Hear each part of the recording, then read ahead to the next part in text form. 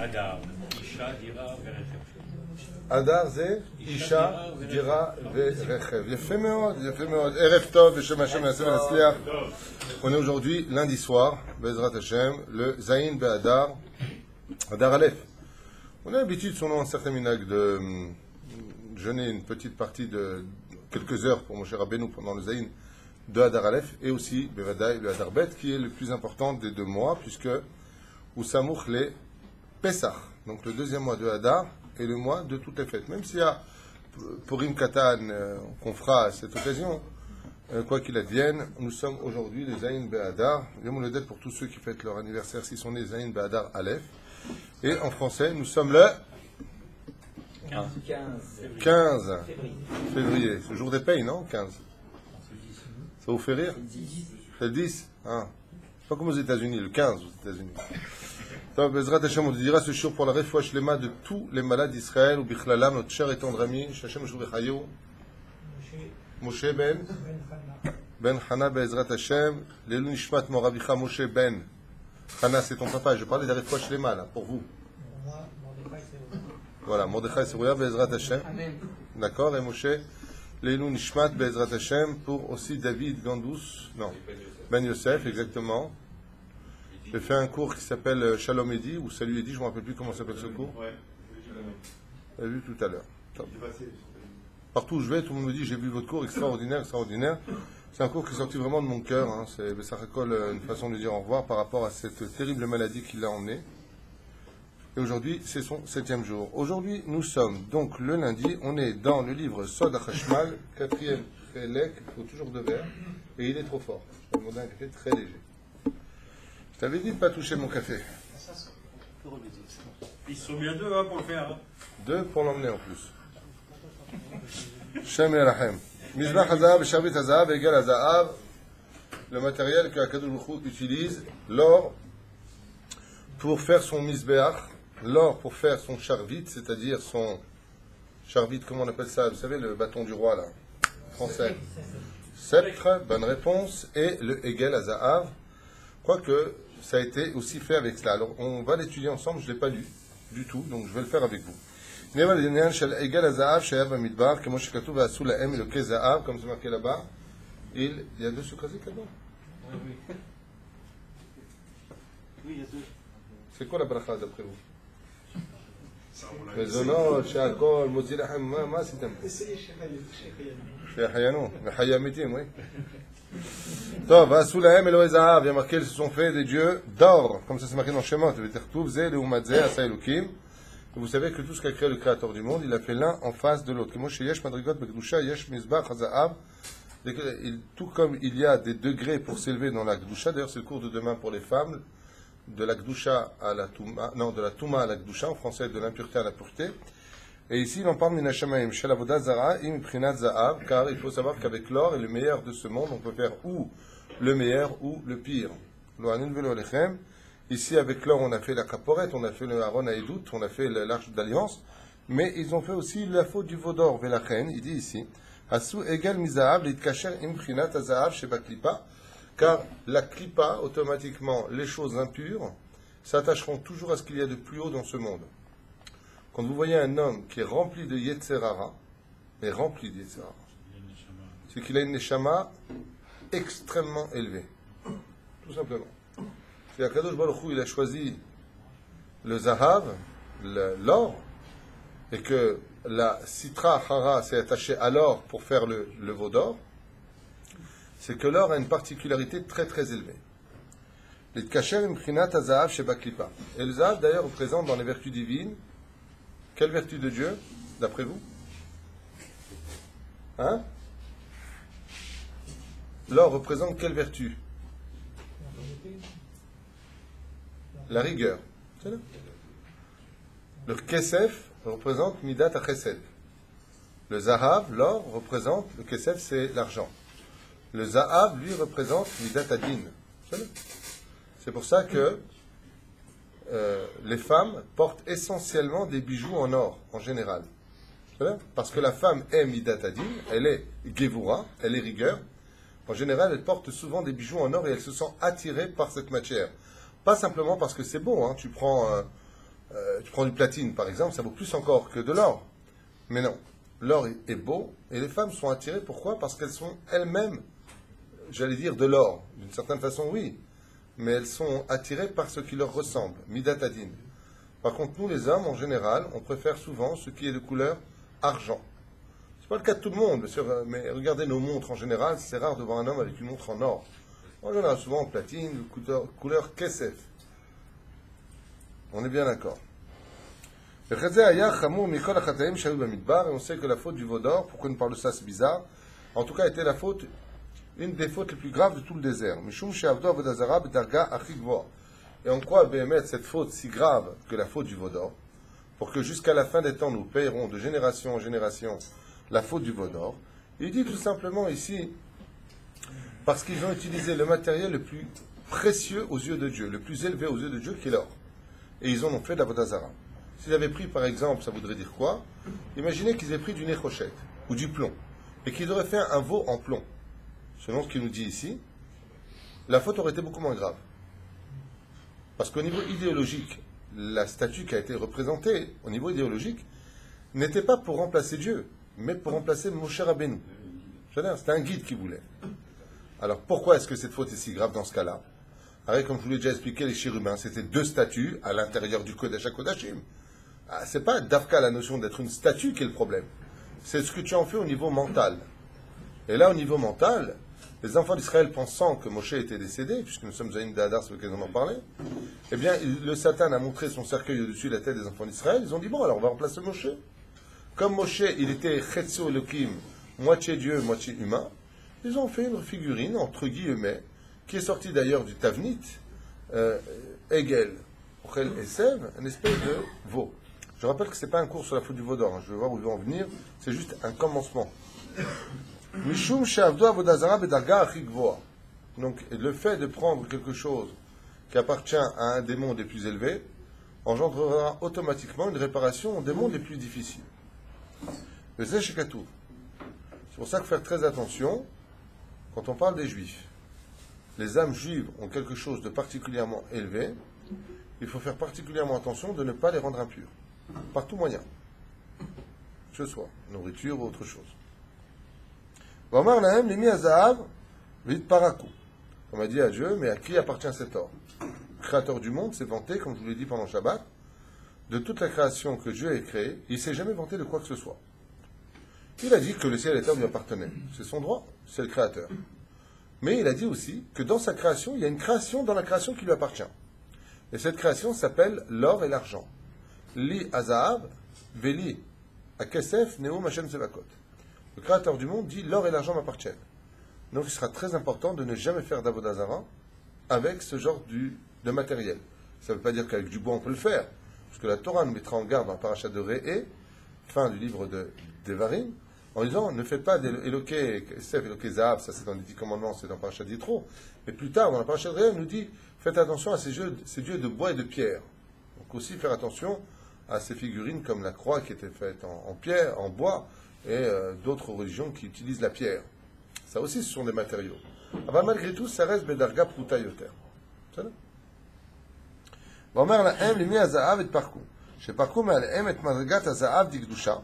Car ils ont pris l'or qui appartient à un monde de Gdusha extrêmement élevé.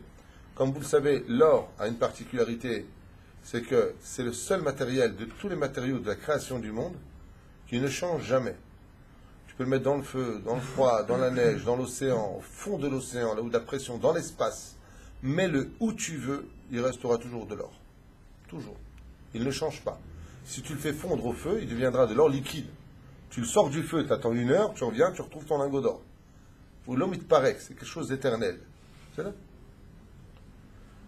Pourquoi c'est éternel? Parce qu'il vient du monde éternel.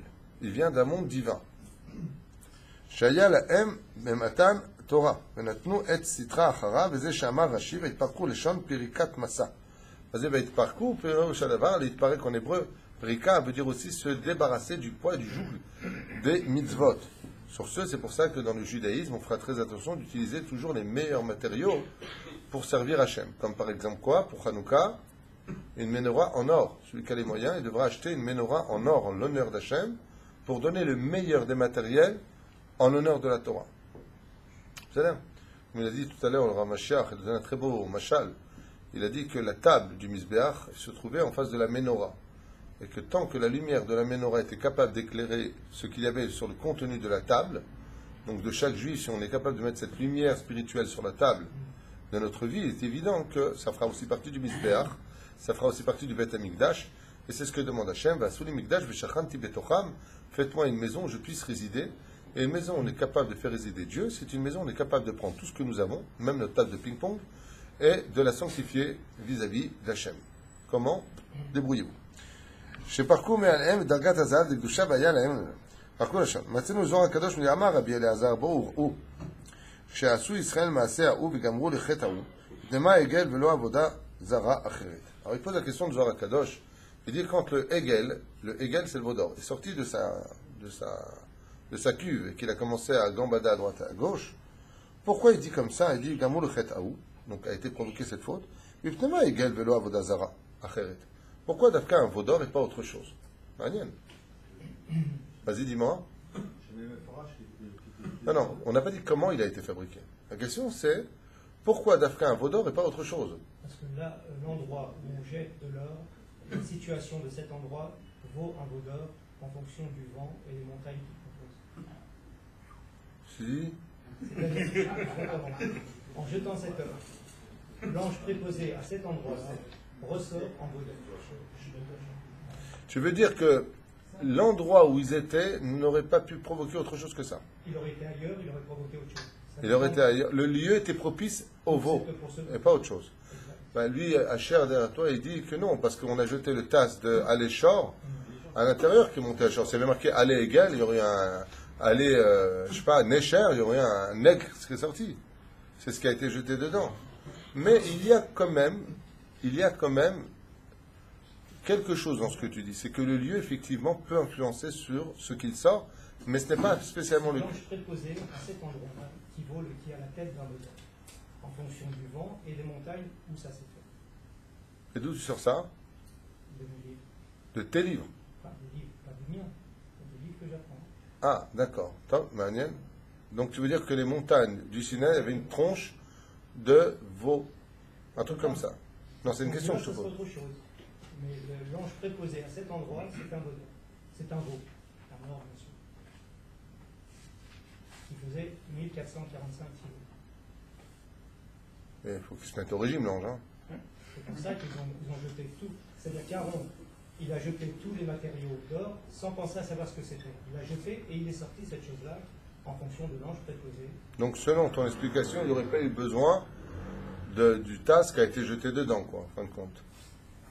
Approfondir. Approfondir. On va rester là. Oui.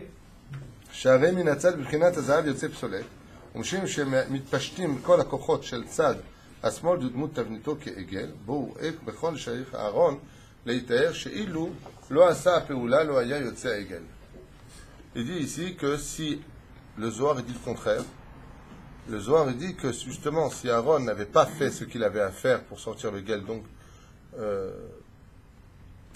la kev en d'autres termes, et qu'il aurait malgré tout pas jeté ce tas à l'intérieur, même si c'est pas lui, c'est Micha qui l'aurait jeté, il ne serait pas sorti un guel. Et pourquoi Dafka Aaron? Pourquoi Aaron s'est occupé de faire le Vaudor et personne d'autre? Parce que comme je vous l'ai dit, l'or représente Midat Adin, la rigueur, la justice, ouais, c'est-à-dire le côté dur des choses, et Aaron le représente Oev Shalom, Verodev Shalom. Lui représente le Chesed. C'est pour ça qu'il a fait un premier hôtel en fond pour Hachem, et c'est dans le deuxième hôtel qu'il a fait. Ve'azav ou min hashemesh, et l'or est relié au... C'est marrant qu'il dit que l'or est relié au soleil. On peut les citer des Incas qui vénéraient l'or et le soleil. Tashulu Aaron lo nitgaber tum'at leitkalel bazaav. Donc en deux mots, je ne voudrais pas faire un cours sur le Vaudor, mais il s'attarde beaucoup sur le sujet. Et pourquoi tout cela? Parce qu'Aaron faisait des kétoret sur le Mizbeach Hazahav, sur la table des réparations qu'on appelle, on faisait les kétoret, et cette table était faite d'or. Donc les deux éléments étaient déjà en contact. Seulement, étant donné que c'était dans les mains de Aaron, ça voudrait dire quoi quelque part? Ça voudrait dire que si ce n'était pas Aaron lui-même qui aurait fait le veau d'or, c'est pas un veau d'or qu'on aurait vu, c'était un taureau qui serait sorti de là-bas. Et il aurait fait beaucoup plus de dégâts que ce petit Hegel qui est sorti. Et en d'autres termes, Aaron a pu atténuer l'impureté de ce veau d'or. Maintenant, il y a un coup koach la sot ta Hegel, v'chen Aaron a Kohen, gematria katuv alav zer za'av. Donc il dit la gematria de Aaron a Kohen correspond à alav zer za'av, sur lui la couronne d'or. En d'autres termes, bon, on s'en fiche, on avance un peu. C'est pas qu'on s'en fiche, c'est que je voudrais avancer dans le sujet principal de ce qu'il veut nous annoncer aujourd'hui. Besoin en cas de Aaron ta'a, vekar shelakach et azav miyad, aerev rav leyado. Et quelle a été donc l'erreur de Aaron? Qu'est-ce que Aaron a fait? Il a voulu sauver les enfants d'Israël. Premièrement, pour sauver le peuple juif d'une teshuva qui n'était plus possible, car il venait de tuer Hur, qui était prophète en Israël, et lui qui était Kohen Gadol. Et la halakha nous dit que si Chaz v'Shalom, les enfants d'Israël tueraient le même jour, et l'un et l'autre, plus aucune teshuva ne leur serait possible. Donc ils lui ont dit, fais-nous une statue, un représentant de Moshe, sinon on te tuera aussi. Donc il est préférable pour Aaron de perdre son monde futur que de voir le peuple d'Israël perdre sa dernière porte, sa dernière carte de teshuva, puisque lui était le Kohen Gadol, alors qu'il venait tuer le prophète, un des prophètes d'Israël, qui était Hur. La reine, il n'a pas eu d'autre choix que de le faire. Seulement voilà. Aaron est parti avec un plan dans la tête, nous dit le Zohar, qui était tout simplement d'atténuer les forces du mal dans l'or qui allait sortir. Donc lui, il aurait pu, avec de façon énergétique, imposer du chesed dans cet or, parce qu'il faisait les ketoret avec, et puis, maintenant qu'il a investi de cette kedusha qui est énorme, il aurait pu, comme un petit peu de façon énergétique, placer une espèce de calmant dans ce veau qui n'aurait peut-être pas parlé. Alors, moi, si je ne comprends pas un truc, c'est que si Aaron, tout ce qu'il a fait était les Shem Shamaïm, et on le sait, il a voulu sauver le peuple juif, et on le sait, il a voulu atténuer la folie de ceux qui lui ont demandé le veau d'or, en y plaçant sa kedusha de façon à atténuer l'impureté qui s'y trouvait. On le sait. Alors, quelle a été l'erreur? Qu'est-ce qu'on peut reprocher à Aaron? De ne pas avoir attendu. Non, il a fait tout pour faire attendre. Le verset de la Torah nous dit... Ils se sont trompés entre les heures solaires et les heures lunaires. Non, ça c'est encore autre chose. Non, ils se sont trompés juste d'une heure. Takshiv. Ça c'est dans la Torah, il n'y a pas de commentaire là-dessus. Ils ont calculé au moment où il a dit, au lieu d'attendre qu'ils partent. Voilà, c'est juste une question d'une heure. Mais la question, c'est pas sur le peuple, Au contraire, la Torah vient nous dire que, au contraire, Aaron a tout fait pour attendre. Il a demandé même l'ordre des femmes pour reculer le temps. Donc, c'est pas qu'il n'a pas attendu. Il n'a pas une question d'avoir attendu ou pas. Le veau d'or est sorti de lui-même. Il n'a pas fabriqué lui-même. La question qui est posée ici, c'est dans ce cas-là, quelle a été l'erreur? Le mec, il a eu des super intentions. Il s'est mouillé. Il était prêt à perdre son monde futur, prêt à prendre des coups, tout la totale. Alors, quelle a été l'erreur de Aaron? Hein? Il les a réprimandés aussi. Et ils ont dit à Aaron, tu te la fermes, on te tue. C'est À partir du moment que l'intention était mauvaise, on ne peut pas mettre de kedusha dedans. Ok, il a fait ce qu'il a pu. Le mec, il essaie d'aider. Il fait quoi? Moi, j'aurais été à sa place, je me serais barré. Débrouillez-vous. Le mec, il essaie d'aider. Il s'en prend plein la tête. C'est ça la question. Il a peur que les erreurs graves le tuent. Ça, on l'a dit. Ça y est. On a peur qu'il le tue. Donc, ok, on avait la responsabilité d'eux. C'est bien ce que je disais. Tiens, viens le boire, tu verras. Je n'ai même pas fait de bracha dessus. Fais la bracha. Shema Israël, Hashem Elokeinu, Hashem Echad. Il n'y a pas encore de pèlerinage, c'est pas pour les enfants service, quand on est des olives qui ne savent pas bien, alors ça. Ah, c'est là quelque chose, Ah, tu es là, toi, fais-moi un vrai café, please. De quoi? Il n'y avait pas de Beth Amikdash, il y avait le Beth Amikdash. Il y avait le Beth Amikdash qui était dans le désert, que Dieu leur a demandé, mal, l'automne. Avec 20 klashim, 8 klashim, tout était bien. On sait que dans ma côte, avec les classes, le Kohen Gadol, s'il avait bien fait, il n'y aurait pas eu. Non, c'est le Kachour. Ici, il n'y a pas de mort par inadvertance. Vous confondez tout. Maseret Makot, ce qu'elle nous parle de mort par inadvertance, et la mort du Kohen Gadol, c'est parce qu'il a mal prié. Là, il a bien prié, on parle de Aaron. D'accord? Il a quand même accepté de faire ce veau. Non, il n'a pas accepté. Il a essayé de gagner du temps. Le veau est sorti de lui-même. C'est pas lui qui l'a fabriqué, le veau d'or. Retirez ça de votre tête. Aaron n'a jamais fabriqué de veau d'or. Le veau est sorti de lui-même. D'accord? Vous avez dit une fois que c'était une bonne chose qu'il a fait parce que c'était la marche là-bas. Bon, alors ça, j'ai expliqué ça dans un autre cours. Heureusement qu'il a fait le veau d'or. Et selon une certaine DA, c'est que Aaron a fait un kiddush Hashem en faisant ce veau d'or. Mais ce qui m'ennuie, c'est que je ne voulais pas faire un cours sur le veau d'or. Et je me retrouve à m'attarder à ce dessus. Alors, je vais quand même donner deux explications que vous comprenez. Il a commis une erreur, et cette erreur lui sera fatale parce qu'il savait qu'il ne fallait pas le faire. Vous voulez que je vous la donne maintenant l'erreur du Zohar? Omer Alanu Azor Akadosh, dans la paracha de Kitissa, à la page Kouf Tzadi, Bet Amoud Aleph. Sharon Ta'a, il a commis une erreur. Bekar Shelakach et Azahav, Miyad Shelahem. Il a pris de main à main. Et le fait qu'il ait pris de main à main, il a pris de la Touma. C'est pour ça qu'on ne touche jamais. Quand vous sortez avec une fille, vous faites un chidour. Surtout ne pas lui tenir la main. Parce que cette fille est indigne de Nida. Même si elle est pure, tant qu'elle n'est pas mariée, elle est indigne de Nida. Vous avez remarqué que dans le monde religieux, quand on donne de la monnaie, on pose l'argent et on ne le prend pas. Par exemple, je vous donne un conseil qui vaut de l'or, sans faire jeu de mots. Vous allez manger chez des gens. Trouvez la situation un peu bizarre, vous ne les connaissez pas très très bien, et vous invitez, vous ne savez pas quoi, lequel. Cette personne va vous mettre un kishouf. Allez, même une sorcellerie dedans. Il y a une façon d'annuler ce qu'elle vous a donné. Le mieux, c'est de ne pas boire. Mais il y a une façon d'annuler s'il y a quelque chose dedans. Comment? Ne prenez jamais de sa main directe. Si vous prenez de sa main, ce qu'il y a dedans marche. Si elle le pose sur la table et que vous prenez de la table, ça s'annule. Dougma. Et c'est ce que dit le Zohar Kadosh. Quelle erreur a commis Aaron pour qu'il soit puni? Il a pris l'or de main à main, alors qu'il aurait dû leur dire, posez-le. Une fois qu'il est posé, il aurait pris de là-bas, et ainsi donc, il aurait pu mettre sa kdoucha à l'intérieur, et s'en sortir un truc, un veau qui n'aurait ni parlé, ni rien du tout, qui aurait été bloqué. Parce que la kdoucha d'Aaron se serait placée un petit peu à l'image où Betzalel et Olivama ont construit le Aaron à Edout, les deux statues qui étaient préposées sur le capot de l'Arche d'Alliance. Donc ça a raté. Pourquoi ça a raté? Il dit ici, tout simplement, Sharon, de main à main, il a pris. Derrière miyad leyad, que Moshe Katou va ekach miyadam, comme c'est marqué dans la Torah. Il a pris de leurs mains. Et donc il n'a pas annulé l'impureté qui était chez eux. L'impureté qui était énorme dans leurs mains est passée comme un relais sur l'or qui a été donné dans la main d'Aaron. Donc qu'est-ce qui s'est passé chez Aaron? Il est devenu impur. Et ces lois-là, vous les vivez tous les jours. Votre épouse est Nida. Elle vous donne une assiette de main à main. Pourquoi tu ne peux pas la prendre? Parce qu'elle va te faire passer son impureté de Nida sur toi. Donc pose ton assiette et je la prends de la table, pas de toi. Pas shoot. Non, ça c'est du Zohar. Deuxième explication que je vous avais donnée il y a un an, je crois, mais c'est sur le cours de l'an dernier ou d'une année précédente, j'en sais rien.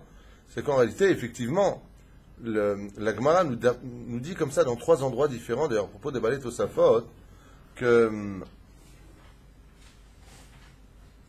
toutes les mauvaises pensées qu'un homme puisse avoir ne sont pas comptabilisées comme si qu'il les avait faites.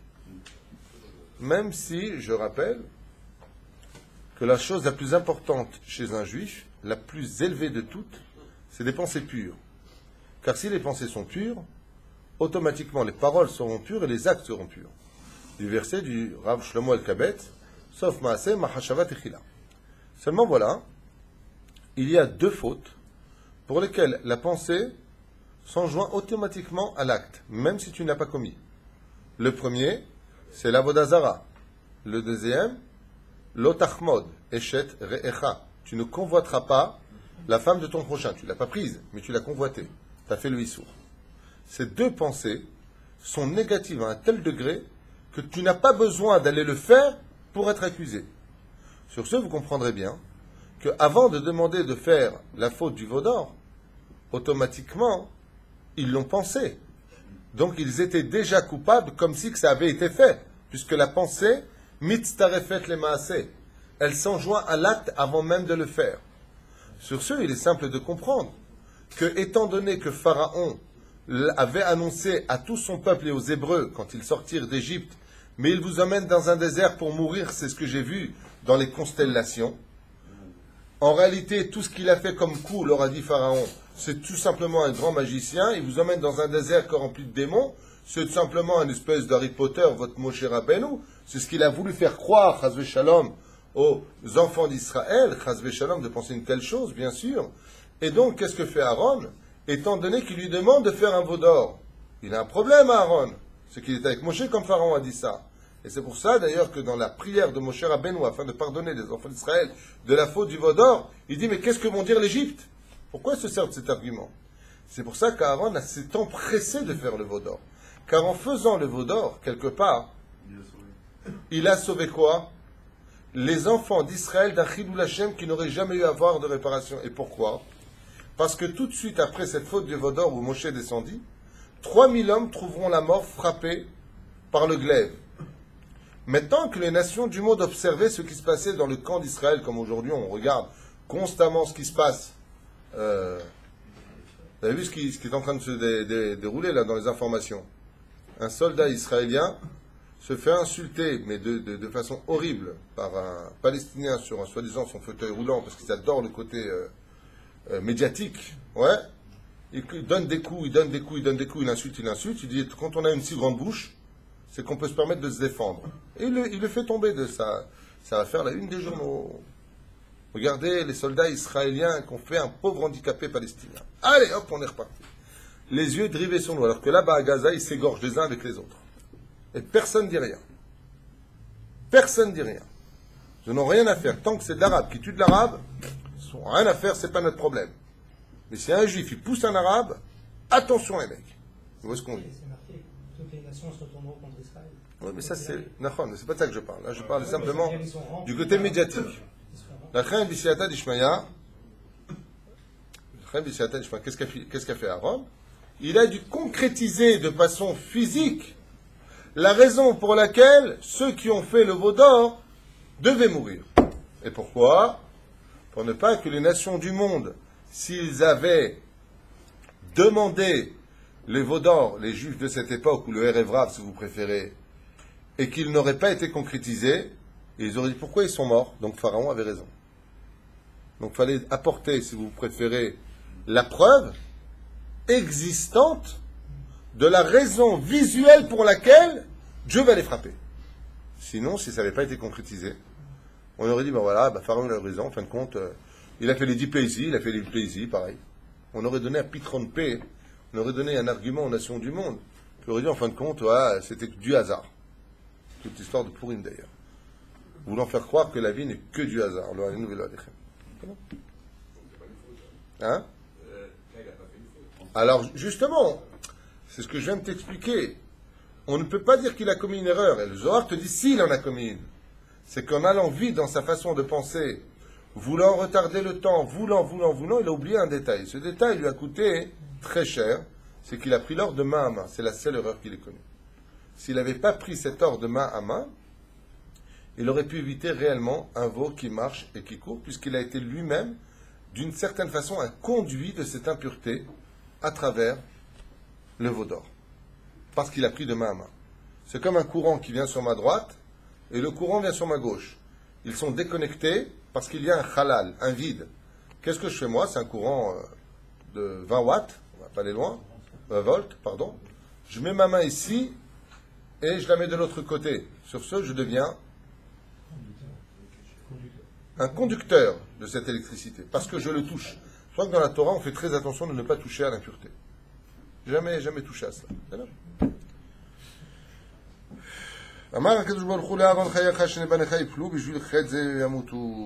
Et il lui a dit quoi? Étant donné que tu as pris ça avec tes deux mains, contre tes deux mains mourront 2 de tes enfants. Pourquoi Nadav et Avihu sont morts? En mitat abanim et la bashmat haorim, dit la Gemara. Les enfants ne meurent dans ce monde parce que les parents ont aussi une responsabilité dans les fautes. Alors c'est un peu difficile à dire quand on sait que Baba Salih lui-même a perdu Baba Meir de son vivant. La Gemara, elle sait ce qu'elle dit.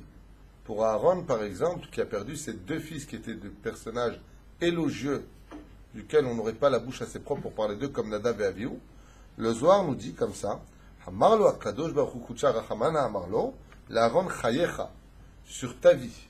Il lui a dit, Hachem à Aaron, shene banecha iplu, 2 de tes enfants mourront. Bishvil chet ze shemutu ze shekatuv Aaron it anaf Hachem le'ashmido. Puisque c'est marqué, Akadosh baruch hu voulait détruire Aaron, mais Aaron, ses pensées étaient pures. Ouais, ses pensées étaient pures. Donc qui a fauté? Ses mains. Maintenant, Aaron, s'il avait un défaut physique, il ne peut pas être Kohen Gadol. Qui sont représentés comme les bras de l'homme? Ses enfants. D'ailleurs, c'est pour ça que quand un père ne va pas bien, qu'est-ce que font les enfants? Ils lèvent le père par le bras. C'est-à-dire, Perouche Adavar, qu'ils sont les bras du père. Il lui a dit, Shne banecha yamutu.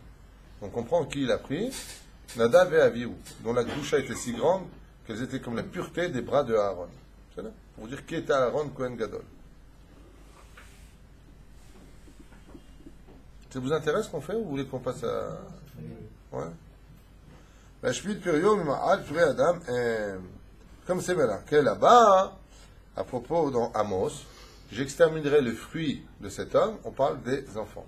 והייתה מידה כנגד משה אדון טעה במדרגת הזהב, לקח את הזהב מיד ליד, מערב רב, וגרם שיצא עגל. ואף על פי שכל כוונת אהרון הייתה לשם שמיים, voilà, il le dit aussi, le Zohar nous dit que Aaron n'a commis aucune erreur et que Bémet, tout ce qu'il a fait, c'est en l'honneur de Dieu pour sauver les enfants d'Israël et sauver l'honneur d'Hachem. L'amrot akol, shebanan isbeach l'Hachem, chag l'Hachem machar, qu'est-ce qu'il a dit? Eh bien, demain ce sera une fête pour Dieu, chag l'Hachem machar, veitkaven asot et tzad akdusha kem voir bezaav. Chag l'Hachem machar, c'est simplement de prendre maintenant toute cette citra hara et de la rendre une citra de Gdusha. Puisque Chag l'Hachem machar, demain sera un jour de fête, c'est Yom Kippourim, qui est la commémoration de la réparation de toutes les fautes de l'année juive, qui vient donc réparer la Toum'a en Kedusha si on fait Tchouva avec amour et un peu d'humour.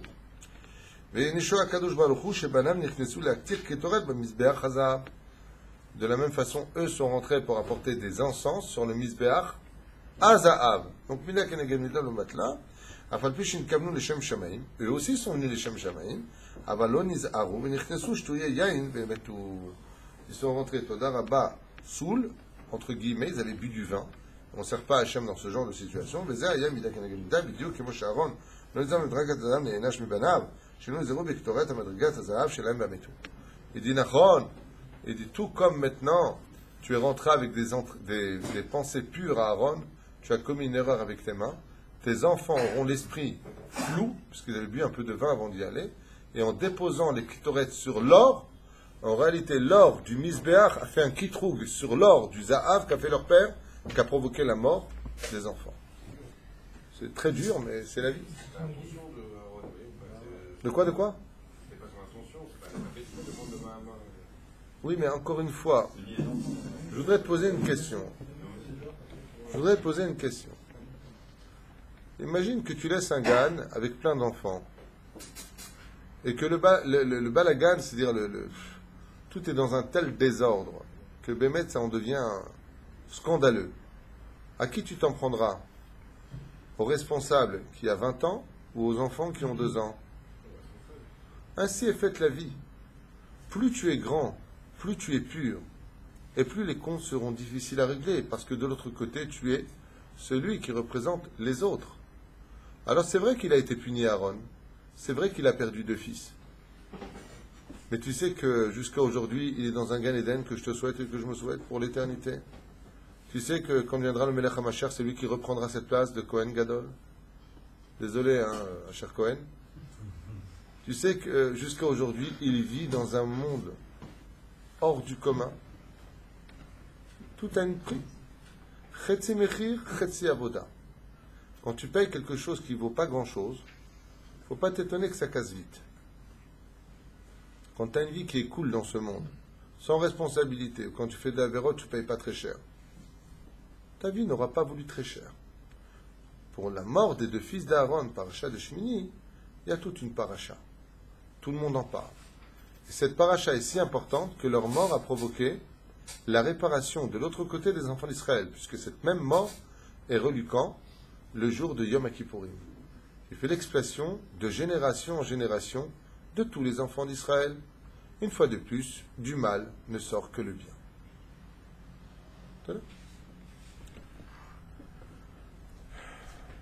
הקדוש ברוך הוא ובניו נכנסו להקציר קטורת בזה. אוקיי, מתיקון שעשה משה לחטא העגל, כתוב, ויקח את העגל אשר עשו, ויסחוף בעיר ויטחן אשר דק, עד אשר דק. Ce qu'il a fait Moshe, il nous dit ici, il a pris le faux du veau d'or et il l'a rendu poussière. Poussière d'or. Parce que je vous dis que l'or ne peut pas... ונראה את משה רצה להחזיר את הניצוצות הקדושה לשורשם. לכן לחן דק דק. Pourquoi Moshe Rabbeinu Dafka il a fait ça?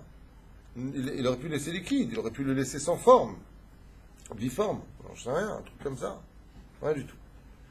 Il a voulu tout simplement faire de la poussière d'or pour libérer la Gdusha qui s'y trouvait et réparer tout cet or-là pour le rendre vers Hachem. Et comment on appelle ça? Des nitzotzot, des étincelles. Donc en réalité, il ne faut pas dire le mot poussière d'or, mais il en a fait des étincelles d'or pour qu'ils puissent se libérer de la matière et remonter vers leur source originelle. ירד למשה רצה להחזיר את הניסוסות הקדושה לשורשם ולכן תחן את הגדק והחזירה לבחינת הדק שבקטורת. Comme les ktoret étaient faites elles-mêmes de façon très fine, les ktoret c'est même daka, comme c'est marqué, les ketoret des encens étaient fines. Daka c'est... enfin, je sais pas. לשורש הגל הזהב היה קטורת הארון, ומשה ניסה לתקן את הזהב להחזירו לשורשו מבחינת הזהב לקדושה, אבל כאן זה לא הספיק כיוון שזה היה בשלוש הכיפות הטמאות שאי אפשר להעלותן. Seulement Moshe Rabbeinu s'est retrouvé et s'est heurté à une situation difficile, car l'or était empreint de 3 niveaux d'impureté, et face à 3 niveaux d'impureté, même de les avoir rendus poussière, n'a pas pu remonter cet or. C'est pour ça que jusqu'à aujourd'hui, nous payons de génération en génération la faute du veau d'or. Il a donné cette poussière à manger aux Eredra, aux gens qui ont commis le... Non, ça c'était en Colombie, c'était de la blanche. Non, je pense à lui. C'est avec ça qu'ils sont morts. Ok. Le mec, il est mort dans l'or. fait. כזרת הקליפה נוגעה מעורבת טוב ורע, ואפשר להעלותה לשם. ועוד היום זה כלל ישראל סובל עבור חטא העגל, et c'est ce que je vous dis maintenant. Et c'est pour ça qu'on ne peut pas, dans toutes les générations, on réparera cette faute du veau d'or. D'en pour Anout Baal Israël, chez En Baksat, puis pour Anout Avon Haegel. Car il faut savoir que dans toutes les péripéties, tous les malheurs qui toucheront les enfants d'Israël, tous les malheurs, la maladie de façon individuelle, jusqu'au problème de la famine pour le klal, chaz v'shalom, pour la maladie, pour les problèmes de shlom bayit, tout ce qui peut exister, il dit sache que dans tous les malheurs qui arriveront sur les enfants d'Israël, il y aura toujours un pourcentage qui est venu réparer la faute du veau d'or. C'est pas stable. Hein? Rashi le dit, ouais, moi il le dit chez moi aussi. Pour le bas Israël, chez En Baksat mi Piraon Avon Haegel, des fois le mec il souffre, il ne sait pas pourquoi la parnassa c'est dur, ça c'est grassera, ça c'est. Le mec qui fait une mirpesset, ça met 3 ans pour la faire, mais qu'est-ce qui se passe? Il y a dans cela quelques pourcentages de la réduction. C'est pour ça que quand on souffre, bon, c'est dur ce que je veux dire, hein, mais il faut faire comme Aaron, il domme Aaron. Il ne faut pas trop se plaindre, parce qu'en réalité on répare des choses qui sont au-delà de toute pensée. C'est pour ça que le mot dak en hébreu, c'est écrit Dalet Kouf, 104 en Gematria. C'est Gematria tout simplement Klipat Noga. Klipat Noga qui veut dire l'impureté de l'écorce. Et pour la zone ASF, derrière Klal, Klipat Noga, Moshe Nissa, les Taken et Tagel, Baotosu, Tikkun, Sheosim, les Klipat Noga. Et qu'est-ce qu'il a fait donc? Nous dit le Zohar. Qu'est-ce qu'il a fait? Même la Torah elle-même le dit. Qu'est-ce qu'il a fait de cette poussière d'or? Une fois qu'il l'a pris, il l'a rendu à la source qui est capable de rendre pur. Et quelle est la source dans ce monde qui est capable de rendre pur? Qui comporte d'ailleurs 2/3 du monde? L'eau. Il a pris toute cette poussière d'or et il l'a jetée dans le fleuve qu'on appelle Ayored Minanahar, un Nachal Ayored Minanahar. C'est ça? Donc ici, il dit qu'il a pris cette poussière d'or et il l'a jetée dans le fleuve. Et j'ai un problème avec ça. Lequel? Todaraba. Il l'a jeté dans le fleuve. Quel fleuve? En plein désert. C'est ça? Alors comment? Hein? Il l'a mélangé à de l'eau. Non, ça c'est avec l'eau lustrée, c'est la sotasse qu'on donnait à la fin. Et là, bien, garde ce que tu sais pour toi, écoute ce que tu vas apprendre. Comme ça, tu vas te remplir et de ce que tu sais et de ce qui est marqué. Anachal yored min hanahar, qu'est-ce que ça veut dire? Gematria Torah. Il dit Anachal ayored min hanahar, pardon, de ce fleuve qui s'écoule de la montagne. J'ai un autre problème avec ça. Non, il y a sur la Torah. Bien sûr, c'est après le don de la Torah que se raconte. J'ai un problème avec ça. Lequel? C'est que Rashi nous dit, le pshat c'est le pshat. Alors regardez bien ce que dit le verset. Anachal, ce fleuve, ce ruisseau, si vous préférez, Ayored Minahar, qui descend de la montagne. Alors, Abraham Sobag dit, mais il n'y avait pas de fleuve dans le désert. Réponse à Tatoé. Quand Dieu a donné la Torah, tout le désert s'est rempli de fleuves, de lacs, d'herbes, de plantes, de tout s'est rempli. Et il te dit, il y a un fleuve qui sortait à ce moment-là, du Har Sinaï. C'est là-bas qu'il a rendu. Au niveau du drash, ne te fatigue pas, même si tu veux réfuter pour X raison cette explication, il te dit que la gématria de ce verset, ce fleuve qui sortait de la montagne, a pour gématria 611, gématria Torah. En fait, il a repris, il a remis dans la Torah. Il a réutilisé cet or une fois pour le faire monter de l'état d'impureté à l'état de pureté. Danachal yored min ha'ar Sinaï, ou anachal la Torah. Chez Mashpia Misham. Donc même dans ce cas, deux explications qui sont données ici. Moshe ניסה לתקן את העגל ולהחזירו לשורשו על ידי שהשליך עפרו לנחל התורה. Parce que maintenant tout ce qu'on a vers Moshe, c'est sortir le mal, le bien du mal, et que ce chet à Hegel puisse servir d'Afka dans la doucha. Mais apparemment, ça n'a pas pris. Dans Masechet, non, Maschaza, Sefer Torah. Shivim zekenim kadvu HaTorah letalmai, המלך בכתיבה יוונית, והיה אותו היום קשה לישראל כמו שהסבור יגל. On sait qu'à l'époque de Talmaï était roi de Grèce, il y en a qui disent qu'il était roi aussi d'Alexandrie en Égypte. Et Talmaï Amelech a fait traduire la Torah, ce qu'on appelle les Septante en français, non 70 langues. C'est vrai hein en belge c'est pas en Suisse, je pense en belge. En belge, c'est les frites. Vaya Oto Ayom, Kasher Israël, Shnesabo Chet Ha'egel. A été ce jour-là, un jour aussi dur que la faute du Vaudor. Le fait que la Torah a été traduite en plusieurs langues a été un jour aussi dur que le jour où la faute du Vaudor a eu lieu. Parce qu'il a fait traduire la Torah en 70 langues. Bon, ça, je vous avais déjà fait un cours sur ça. Rappelez ce que j'avais dit? Bonjour. Est-ce que vous vous rappelez ce que j'avais dit? Non. Alors, comme ça, c'est clair. Alors, si vous me dites oui, j'avance. Vous me dites non, eh ben, j'avance quand même. Le premier qui a traduit la Torah en 70 langues, c'est Moshe Rabbeinu. Et on n'a pas fait un scandale pour autant. C'est marqué noir sur blanc dans la Torah que Moshe a traduit la Torah en 70 langues. Rachid le précise. Donc en quoi Talmaï, qui viendra beaucoup plus tard, aura rendu ce jour aussi noir que le jour où le Vaudor a été fait? La réponse est simple. D'avoir traduit la Torah en 70 langues, ce n'était pas réellement une catastrophe.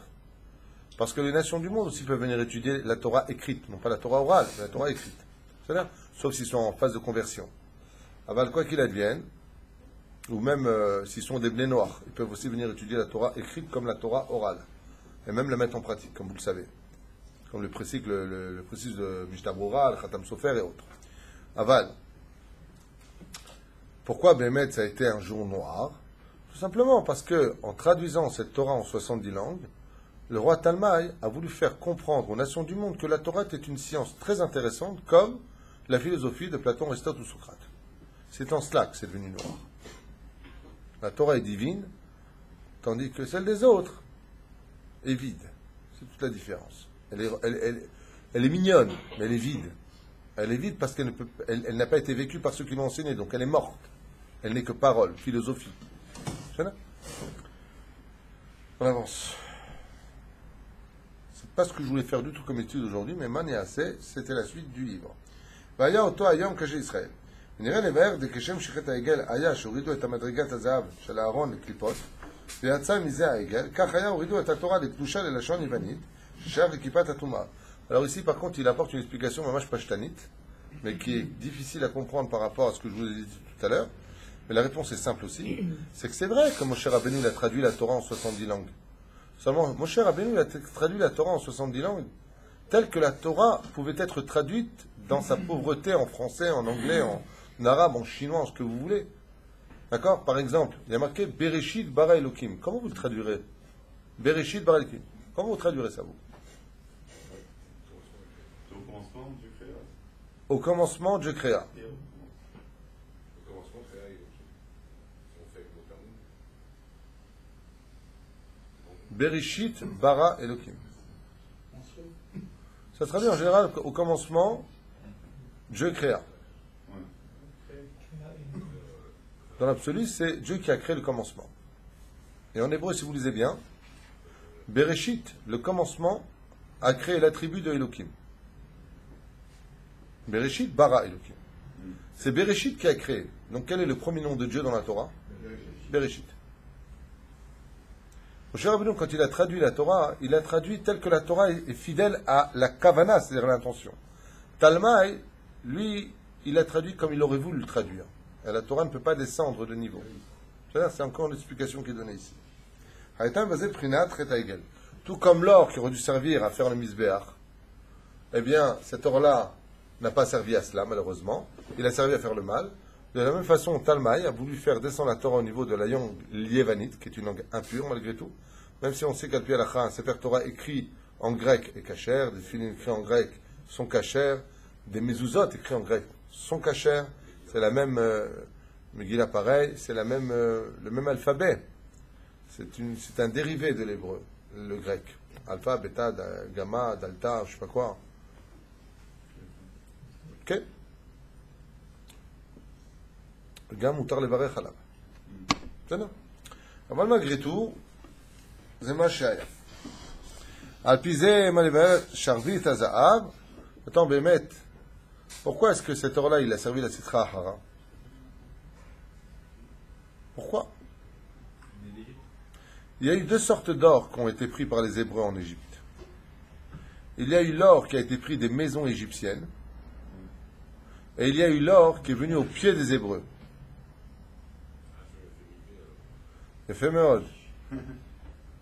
L'or qui a été pris dans les maisons, il a été posé dans les charrettes et emmené avec eux quand la mer s'est ouverte, à pied sec. Donc l'influence des Égyptiens était sur l'or. Et donc elle donnait une odeur nauséabonde de Avodazara. Tandis que l'or, qui se trouvait sur les chariots des 600 chars qui poursuivirent les enfants juifs, quand la mer s'est refermée, l'eau a purifié l'impureté de cet or. Et quand elle arriva au rivage, sur le rivage, au pied des enfants d'Israël, elle est arrivée pure et donc sans influence d'Avodazara. Avec l'or qui fut pris dans les maisons, fut fabriqué le veau d'or. Avec l'or qui arriva au pied des Hébreux, fut fabriqué tous les ustensiles du Beth Amikdash. La reine, de l'autre côté, Akadosh Baruch Hu, d'une certaine façon, s'est mis un peu en porte-à-faux. Comme le dira dans la paracha de Tetzavé, Mahanina misifrecha, efface-moi de ton livre. Il lui dit Hachem. Moshe Rabbeinu dit à Dieu, Mahanina misifrecha asher katafta. Efface-moi donc de ton livre. C'est dit où ça? Je crois que c'est dit dans la paracha des Meraglim. En réalité, c'est dit pour la paracha de la faute du Hegel, la faute du veau d'or. Ça veut dire quoi, Mahanina? Alors, Mahanina misifrecha. Misifrecha, c'est Sefer Kaf. La 20e paracha de toute la Torah, c'est la paracha de Tetzavé, où le nom de Moshe n'apparaîtra pas. Quoi qu'il y ait encore 6 parachutes après, où le nom de Moshe n'apparaîtra pas non plus, en ceci étant. Alors c'est quoi qu'il demande réellement Moshe Rabbeinu? Ce qu'a demandé Moshe Rabbeinu, c'est de rendre le Sefer Torah pasoul, chas v'shalom. Pourquoi? Pasoul veut dire incorrect, non kasher. Car Moshe Rabbeinu, en fin de compte, fait une espèce d'exercice extraordinaire où il met Dieu en porte-à-faux. Comment est-ce qu'il fait? Il lui dit, mais la faute du veau d'or, elle a eu lieu à cause de qui? De l'or. Qui a demandé de prendre l'or? Qui, lui? Parce que je croyais que Dieu s'appelait lui, tu vois. On va me dire Jean bientôt. Donc, Akadosh Baruch Hu, on est bien d'accord. Donc il a demandé à Akadosh Baruch Hu de prendre l'or. Et quel nom il a utilisé pour qu'on prenne l'or en Égypte? Le mot Na. Daber Na Berozne Ha'am. Parle de grâce aux oreilles des enfants d'Israël. Et c'est ce qu'il dit maintenant Moshe Rabbeinu. Si tu veux punir les enfants d'Israël à cause de la faute du veau d'or, il n'y a pas de problème. Seulement tu devras retirer de tout ton Sefer Torah 2 lettres. Les lettres du mot Na. Parce que celui qui a dit Na veut dire de grâce. Parle de grâce aux enfants d'Israël. Daber Na Beozne Israël. C'est toi Hachem. C'est toi qui as demandé de prendre cet or. Donc s'ils n'avaient pas pris cet or, et qui s'est passé à pied sec, il n'y aurait pas eu l'influence du veau d'or. En d'autres termes, Hachem, toi aussi, tu as une espèce de responsabilité, quelque part, sur la faute des enfants d'Israël. Donc, qu'est-ce qu'il fait Hachem? Il n'a pas trop le choix. Pourquoi il n'a pas trop le choix? C'est marrant de dire ça au nom de Dieu, parce que Dieu, c'est quand même Dieu, mais quelque part, il piège Dieu lui-même. Parce que s'il manque une seule lettre du Sefer Torah, tout le Sefer Torah est pas sourd. Et c'est pour ça qu'il lui dit, Machanina misifrecha. Efface le na de ton livre. Lequel na? Celui de la sortie d'Égypte, où tu demandas aux enfants d'Israël de prendre de l'or. Et ainsi donc ton Sefer Torah deviendra pas soul, donc il n'y a plus d'enfants d'Israël, donc il n'y a plus de terre, donc il n'y a plus d'univers, donc tu retournes au Tohu. Donc c'est où tu nous prends nous avec tout le package, et on fera la capara de nos fautes, ou tu effaces 2 lettres de ton Sefer Torah. Dieu lui a dit, je me t'achem, arrête, vite, laisse le nain et viens on s'arrange. C'est pas couché. Hein? Ce que je viens de te dire.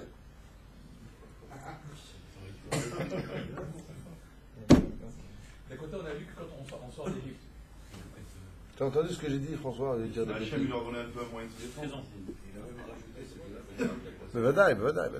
Tout ça, c'est Dieu qui fait tout ça. La reine Omer, Vaïe, Bayom Shishi. Maintenant, voilà. Sauf, j'arrive un petit peu là où je voulais en venir.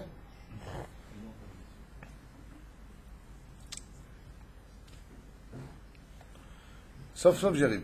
Vous allez voir, Charvit Hazar. Donc, pour l'instant, on avait parlé, premier élément, le veau d'or. Maintenant, on avait dit 3 choses.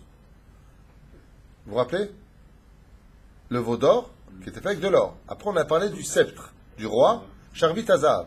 Où est-ce qu'on parle du Charvit Hazar dans la Torah? Dans Purim, la Megillat Esther. C'est ce que je voulais faire comme étude depuis le début. Hein. Tout ce qu'on a fait, c'était juste la préface. Maintenant, on commence le cours. Désolé. Quoi que c'était intéressant.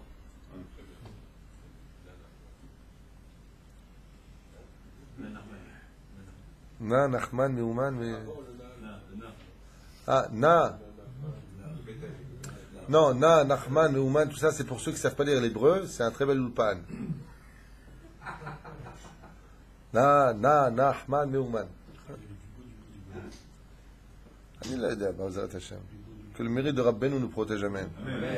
על פי זה נראה לבאר דשרביט הזהב מוזכר במגילת אסתר דאסתר המלכה ידעה לפעול בשביל הצלת כלל ישראל לא פועלים אצל אחשוורוש.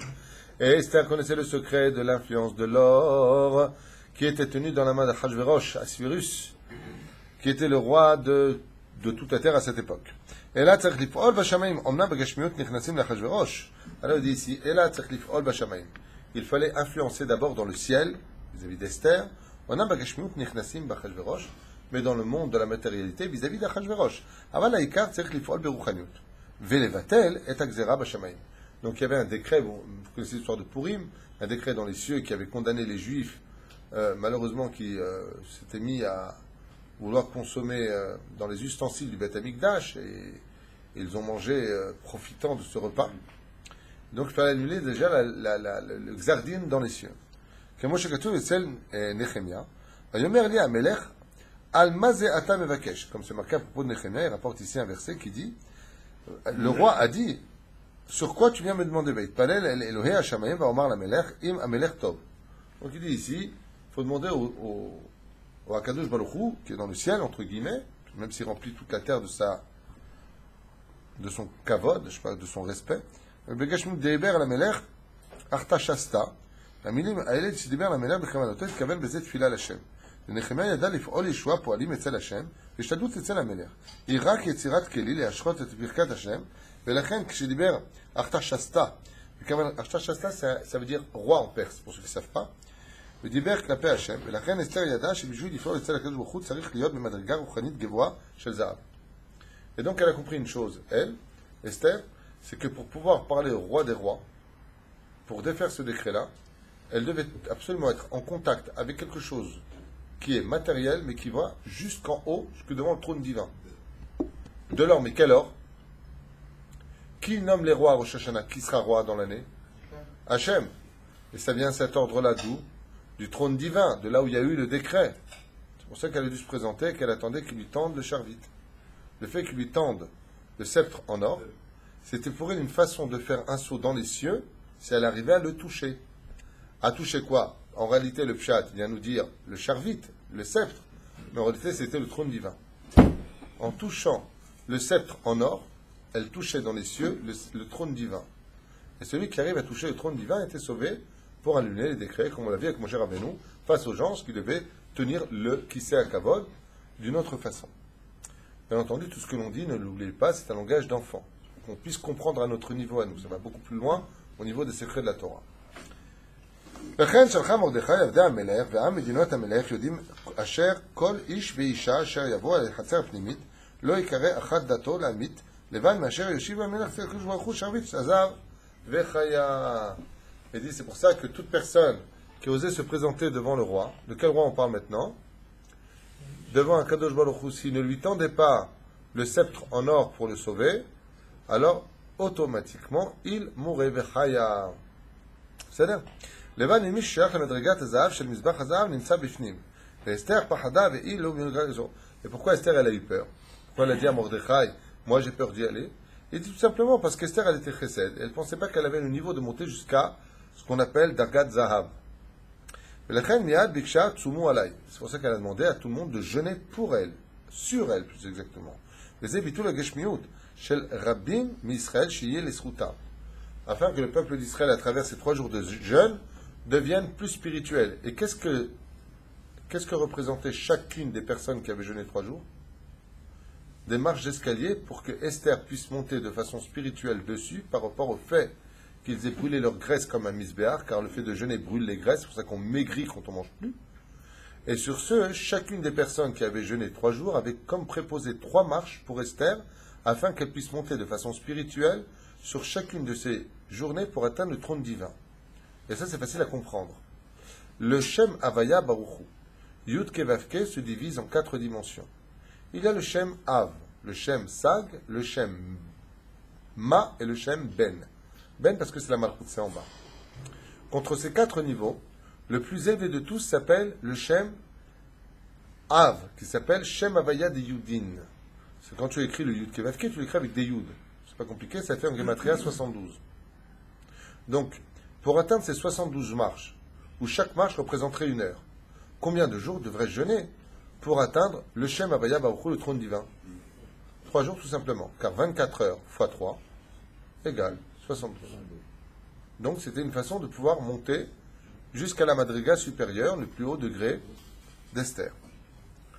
Vous savez que vous avez des cours Blianara qui sont très rarement enseignés. Bon, malheureusement, c'est pas de moi, j'ai un livre devant moi que j'essaie de vous traduire, même si je vous rajoute quand même pas mal de connaissances qui viennent d'autres livres. Hein. Ce que je vous dis, c'est pas marqué ici, mais c'est marqué dans d'autres livres. Mais c'est toujours pas de moi. Sumu alay, veze bitul agashmiut shel rabim miYisrael, shiye gam kan nina arotai tsum ken. שחסר חיצונה פנימית במגילת אסתר, הם כנגן הדרגת התקפיה והתהפכה דשם דיברנו ובמזבח נחושת. Donc elle montait de Nechoshet au Kesef et au Zahar. On avance. Dans le Zohar HaKadosh, Parashat Chukat, il dit Vayibayim Ashlishi vatilbash Esther Malchut. Et il fut le 3e jour où Esther s'habilla avec des habits de reine. Vayim Ashlishi nechlash koach haguf. Et pourquoi d'Afka le 3e jour? Pourquoi attendre 3 jours? Pourquoi pas un jour comme Yom Kippour? Parce que le 3e jour de jeûne, quand tu jeûnes 3 jours, le 1er jour, le corps, il le vit bien. Le 2e jour, le corps le vit moyennement. Le 3e jour, le corps devient faible. Donc, s'il devient faible, c'est que la Neshama peut s'exprimer beaucoup plus facilement dans le corps. Donc, on devient beaucoup plus spirituel au bout du 3e jour. Donc, elle a pu mettre les habits de Malchut. Pourquoi? Faisons comprendre qu'elle a pu s'élever à un degré très élevé, très céleste. Bon, on irait les mazenoten. Je regarde l'heure parce que je n'ai même pas vu l'heure. On se donne encore 10 minutes. Je crois qu'il y a encore vachement à faire. L'âge koach hagouf. V'arei amda beroach bli gouf. Avatilbash et malchut. De quel habit on parle? Elle a mis des habits. Il dit elle a mis des habits spirituels pour se présenter en réalité devant le roi des rois. Vitlapsha me malchut ha'elyona akdosha. Elle a pu mettre des habits d'un monde spirituel. Mais pour cela, il fallait qu'elle fasse éteindre le corps d'en bas, d'où son jeûne de 3 jours. Vadaï lafsha Ruach HaKodesh. Et de quel habit on parle? Elle a pris tout simplement l'habit qu'on appelle le Ruach HaKodesh, l'Esprit Saint, l'Esprit divin, là où elle était capable de voir l'avenir comme une petite prophétesse. Pour ceux qui veulent atteindre ce niveau-là, pour être Baal Ruach HaKodesh, il faut beaucoup jeûner, sachez-le. Si tu es rempli de matérialité, la Gdusha, elle a du mal à rentrer. Même ça, ça se discute. Je jette ça comme ça, mais le but, justement, c'est de sanctifier la matérialité. Dans le cas échéant, on parle de monter très vite et très haut. On est pressé. Donc, elle va aller par des raccourcis. Et ça, ce que je vous ai dit. Pourquoi elle a eu peur? Elle a dit, mais moi, tu me demandes d'y aller tout de suite. Mais c'est pas possible. Parce que pour atteindre le niveau du Ruach HaKodesh, être capable de se présenter devant le trône divin alors qu'on est encore dans son corps, pour ça, il faut avoir un niveau extrêmement élevé. Donc elle a demandé 3 jours d'affilée. Asher lo chadat, ce n'est pas kadat, ce n'est pas convenant de faire ce que tu me demandes, d'oser me présenter tel que je suis maintenant. Aval ratzta la asot ishtadut. Mais elle a fait sa ishtadut malgré tout, elle dit j'y vais. Le chet amelech l'Esther, et tajavit. Marqué hamelech, pas amelech Achashverosh. Donc c'est Akadosh Baruch Hu qui a tendu le Sharvit Hazar. Vatikra v'Esther v'tiga berosh hasharvit. Elle a touché le rosh hasharvit, c'est-à-dire la tête du sceptre, qui était en or. Gam lachar shezarta leoshat hasharvit, et rak naga berosh hasharvit. Negia be'alma v'yada shadain lo igia le madrigat hazar. Malgré tout, elle arrivait au rosh hasharvit. Elle n'est pas arrivée là où ça tenait le sharvit. Donc elle n'était pas encore arrivée au summum. Mamshech Katuv va y avoir un melech ve'aman ayom. Si vous regardez bien les initiales, il y a marqué, quand elle continue dans Megillat Esther, elle dit Yavo Amelech ve'aman ayom. Viendra le roi, Aman, aujourd'hui, El Amishté. Si vous regardez bien les lettres, ça fait Yudke Vavke. Yavo Yud, Hamelech He, ve'aman Vav, Hayom He. Dieu se cache dans la Megillat Esther en Reshitivot, Emsitivot, Sofitivot. Le nom de Dieu apparaîtra de façon cachée. C'est pour ça qu'on doit dire Megillat Esther, découvrir Dieu. Et ne pas mettre ça sur le compte de hasard. Et donc il dit Esther yada shibjou litkarev l'Hashem, lekanes madrigot alionot, kedei lif'ol yeshua klal d'Israël. Esther savait que pour sauver le peuple juif d'une situation qui était condamnée par les cieux, elle devait faire quelque chose d'exceptionnel. Tzarich et hayayin amesamel et tzadot haTorah. Et qu'est-ce qui peut sauver le peuple juif? C'est pour ça que la fin des temps dépendra essentiellement des secrets de l'étude de la Torah, et non pas simplement de l'étude de la Gemara, mais de l'étude du Sha'ar HaKavanot, du Etzraïm, du Zohar. Il faudra étudier les sodot de la Torah. Mais attention, je vous mets en garde. Comme quelqu'un qui m'a dit récemment, je voudrais étudier tel et tel livre, comme Razi al-Malach. D'abord qui étudie la Mishnah, les Halachot, la Gemara, après tu viendras étudier le reste. On ne monte pas Rabotai, on ne monte pas une échelle par le haut. Tous ceux qui l'ont fait, de qui plus est l'étude du Sod, n'apportent pas de Hirat Shamaim. Le but de la Torah dans ce monde, c'est de craindre Dieu. Il faut craindre Hachem et aimer Hachem. Le fait de savoir que tu prends telle lettre, que tu fais tel truc, et tel truc et tel machin, Toda Rabba, mais même les apprentis associés pour le faire. Aujourd'hui, il y a même Kabbalah Center qui s'en occupe, ils apprennent ça à des Chinois, à des Russes, ce que vous voulez. C'est pas ça qui donne la Hirat Shamaim. Alors, d'abord les halachot, d'abord tu fais ce qu'il faut. Maintenant, si à côté, je fais une parenthèse, si à côté d'étudier la Gemara tous les jours, les halachot, la paracha de la semaine, du moussar, surtout du moussar, j'ai un rave qui t'apprend en même temps, en parallèle avec un rave qui te dirige des choses un peu plus profondes, il n'y a pas de problème. Ça peut se faire. Mais seul, tu vas droit dans un mur. Parce que ton maître, ce sera un d'autre que ton Yetzerara, tes idées seront confuses, et tu vas te créer un monde qui t'emmènera nulle part, avec un Yetzerara qui sera moqué de toi toute ta vie, pensant que tu aurais construit des mondes alors que tu n'as rien compris du tout. Parce que la vie de la Torah, comme le dit d'ailleurs le plus grand Mekoubalim de toutes les générations, comme le Rav Ben Tzion Abba Shaul a écrit noir sur blanc dans son livre, Or les Tzion, il est impossible. Non, il n'a pas écrit, il a enseigné à mon Rav. Il lui a dit qu'il était impossible de comprendre la Kabbale si tu ne connais pas parfaitement le Talmud. L'un ne va pas sans l'autre. Tu n'auras que l'ombre de l'ombre, de l'ombre, de l'ombre, de l'ombre, de l'ombre, et encore, je ne suis pas sûr. De l'écorce du fruit. Donc, perdez pas trop votre temps avec ça, même s'il faut étudier le Sod, je le dis, je le répète. Alors, qu'est-ce qu'on fait dans ce cas-là? Si on attend de fuir le chasse, pour étudier le Sod, tu peux te lever de bonne heure. Aujourd'hui, on a un secret pour ça. Ça s'appelle la chassidoute. La chassidoute, c'est le Sod dans un langage d'enfant. Donc, étudiez la chassidoute et vous aurez appris le Sod dans votre niveau à vous. C'est valable. כבשיבנו לאל את הטעם ששמים כתורת. ולכן מובא בגמרא, יין ניתן ב-70 אותיות, וסוד ניתן ב-70 אותיות, נכנס יין יוצא סוד. ניתן לשמאים זו מקרא, ושהשמאים זו הארץ. Donc pourquoi les inviter au Beth Amishté? Elle dit comme ça, נכנס יין יוצא סוד. Elle a voulu tout simplement rentrer les 70 lettres, les 70 nations, patati patata, Dagan, Zet Talmouche, le Talmud, qui est comparé au blé. Le vin, c'est l'étude du sod de la Torah, le tiroche, c'est Agada.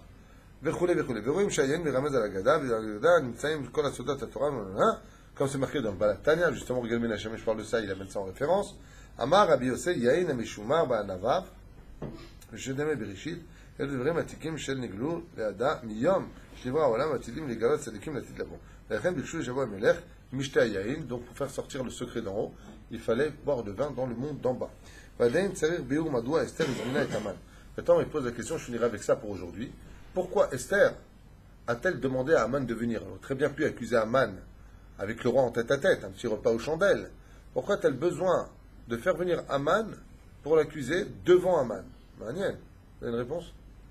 Ne vous fatiguez pas. Le Zohar répond à cette question à Parashat Tetzaveh. Chez Ayam Prinat Saïr la Azazel. Il dit quand on a besoin d'envoyer un Saïr la Azazel, le bouc à Azazel, il faut bien qu'il soit là. Et pour ne pas que les forces du mal fassent un kitroug, elle est prête avec lui directement, en face. Et la reine itna, le lachov shu chelek me'amishte. Ken ze muva be'admur Rabbi Yoel Misatmar, rappelle ainsi, ene plia gdola b'Megillat Esther, she'Hashem HaKadosh, ve'anirmad yotzei mereshit avot ve'katuv yavo hamelech ve'aman, ve'reshit avot Shem Havaya Baruch Hu. Ene she'esh lifamim klipat gdola, she'yeh efshar le'achnia bishum ofen, ve'ha'itza hichida rak likorva el ha'kedusha. Pourquoi? Elle dit que de faire Teshuvah à Aman, c'était pas possible. Mais comme Esther était investie du roi HaKodesh, le fait qu'elle ait pris Aman avec lui, on sait que s'il y a une chose que veulent les forces du mal plus que tout au monde, c'est les forces du bien. La Toum'a ne se nourrit que de la Gdusha. Donc qu'est-ce qu'elle a fait Esther? Comme elle sait qu'elle ne pouvait pas faire Teshuvah à Aman parce que, comment il s'appelle, Amalek n'a pas le droit à la Teshuvah, elle lui a dit viens avec moi. Elle a réussi son coup ou pas? Qu'est-ce qu'il a fait Aman? Il est même tombé sur elle, qui va provoquer sa mort. C'est trop approché d'elle. L'ange l'a poussé, mais pourquoi il l'a poussé? Parce qu'elle lui a dit si je te laisse de l'autre côté, tu vas être loin de la Gdusha, tu pourrais être encore dangereux pour nous. Qu'est-ce qu'elle a fait Esther? Elle a fait venir près. Maintenant reste avec moi. Pour que la Gdusha de Esther influence, une fois de plus comme Aaron l'avait fait, pour que la Gdusha de Esther influence sur le kitrouk de Haman. Et Haman, c'est vrai qu'il se tient comme un petit bébé, là, il ne bouge pas une oreille. Qu'est-ce qu'il maintient avec la tétine et la couche? Haman, c'est la présence de Esther. Et il a peur de Esther. Pourquoi il a peur de Esther? On raconte à propos du Baal Shem Tov, Alav Shalom, que quand il était toujours considéré comme étant un baltringue par son beau-frère, qui était le Rav Arachid, qui était la ville de Pochnoch-Noch, je sais pas quoi là, ouais, eh bien, quand est rentré le Baal Shem Tov, la sorcière s'est mise à hurler. Et elle a demandé qu'on sorte cet homme Kadosh de devant elle. Pourquoi? Elle dit, devant lui, je ne peux rien faire. Le Baal Shem Tov, qu'est-ce qu'il faisait? Il levait son chapeau et il montrait son front à la sorcière. La Gdusha était si grande chez le Baal Shem Tov que l'émanation de la spiritualité du Baal Shem Tov déstabilisait la klipa de la sorcière. C'est-à-dire, elle était presque deux pas de faire tchouva. tellement le Baal Shem Tov était Kadosh. C'est ça?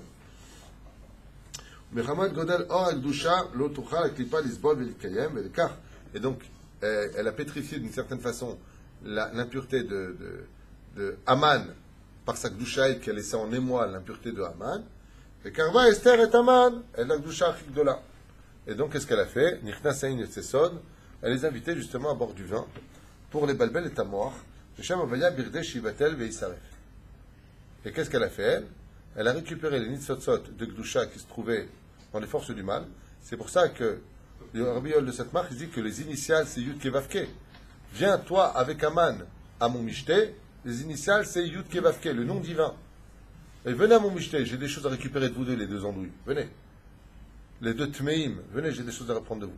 Et elle les a récupérées à ce moment-là, qui va provoquer Bezrat Hashem, l'échelon final, pour arriver jusqu'au trône divin. Ce qui est très intéressant, c'est pourquoi Dafka jusqu'au trône divin. Parce qu'il faut comprendre que les forces du mal, et là je sais peut-être que je ne sais pas si vous choquez ou pas, il faut savoir que les forces du mal viennent d'une source énergétique beaucoup plus élevée que les forces du bien. Beaucoup, beaucoup plus élevée. Et donc pour aller jusqu'en haut, elle avait besoin d'Aman.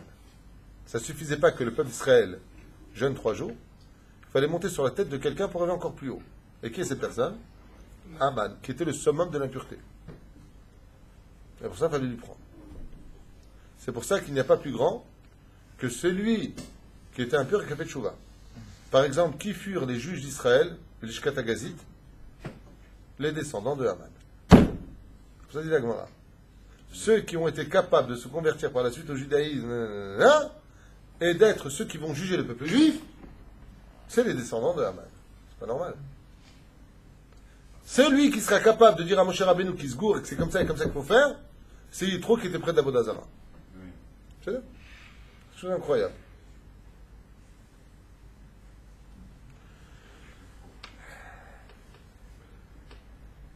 וכן מובא בספר חיים שהמן הפיל פור, הוא הגורל והיה גורל, je suis obligé de m'arrêter là parce que là on commence.